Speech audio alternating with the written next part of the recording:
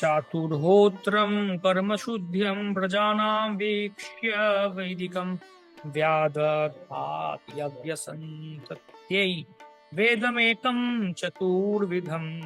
তিনি দেখলেন যে বেদ নির্দেশিত যজ্ঞ অনুষ্ঠানের উদ্দেশ্য হচ্ছে মানুষের বৃত্তি অনুসারে তার কার্যকলাপকে পবিত্র করা। এই প্রক্রিয়াকে সরলীকৃত করার উদ্দেশ্যে তিনি এক বেদকে 4 ভাগে ভাগ করেছিলেন মানুষের মধ্যে তা বিস্তার করার জন্য। পূর্বে বেদ একটি ছিল, তার নাম ছিল যজুর্বেদ। যজুর্বেদ ছিল একটি বেদ, ওটা 4 ভাগ করা হয়, ঋক, সাম, যজু, অথর্ব।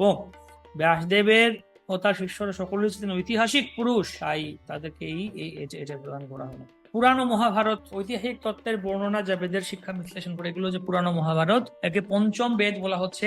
ছান্দোক্য উপনিষদে পুরাণ ও মহাভারতকে পঞ্চম বেদ বলা হচ্ছে। আর তাদের প্রামাণিকতা সম্বন্ধে সন্দিহান হওয়া উচিত নয়। কিছু লোক আছে তারা এটা স্বীকার করে না।